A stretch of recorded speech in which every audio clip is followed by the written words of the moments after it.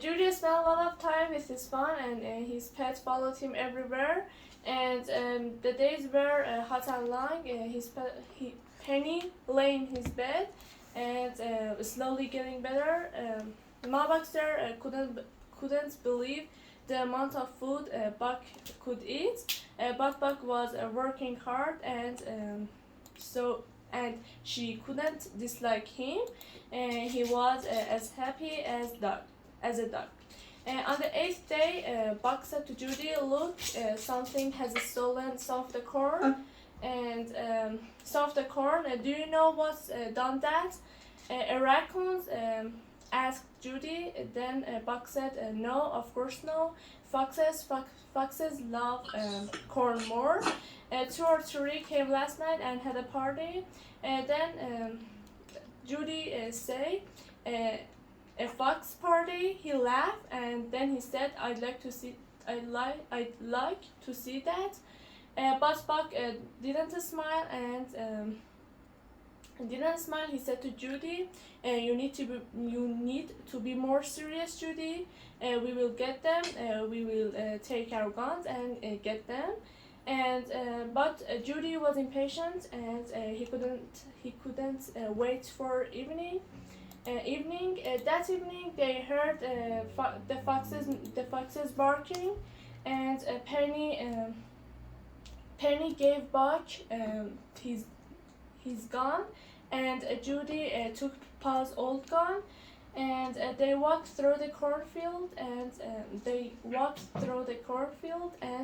then they saw some foxes, and Judy shot.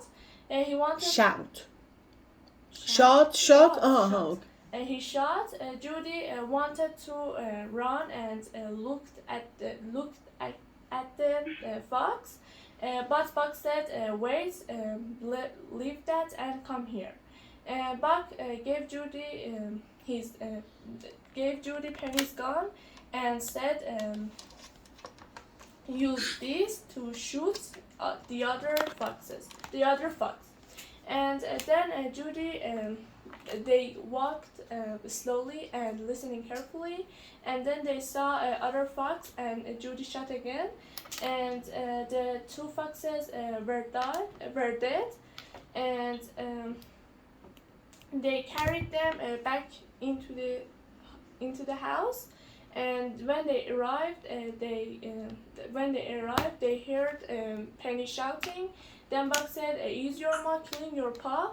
They ran into the yard, and Penny stood in doorway, and his mother, Malboxer, was next to him.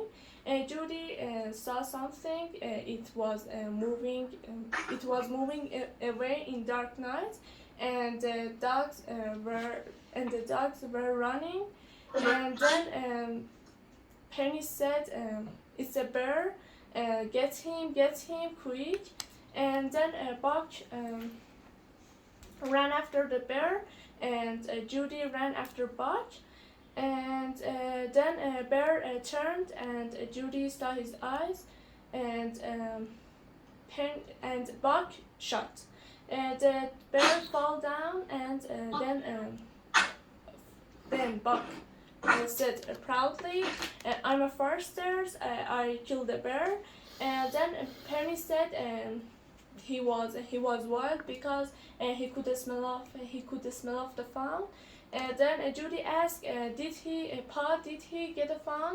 And Penny said, "No, the door was closed,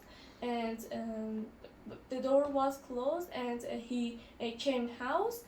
I didn't have my gun, so we couldn't do anything. We just shout, and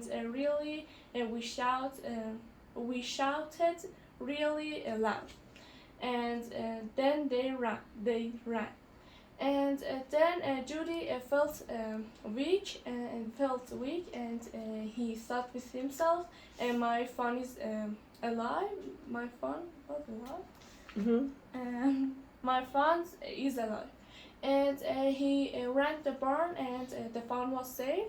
Then he went back into the home, and it was a 2-year-old man there, and the man talked, and talked with each other, and then Penny said, "I'm sad because despair it's not all the slothful, and the excitement was good for Penny, and he felt better. But soon he gets tired. He washed his hand and cleaned the gun, and then he went to bed. But Buck wasn't tired to talk to Judy, but Judy wanted to go and see the farm. So he closed his eyes and waited for Buck to sleep. And when Buck was asleep, Judy went to the barn, and the farm was too heavy, and too heavy now to Judy carry for far. And then Judy put him down, and he followed Judy into his bedroom, and they lay down together. And Judy's head was on the front side, and now he have the phone, and he had the phone in his bed, and they slept. They slept. Very good. Very good. Tell her mistakes. Teacher, of course, no is okay. Of course not. Very good. Of course not. What else? It's very dark night. Into dark night. Very dark.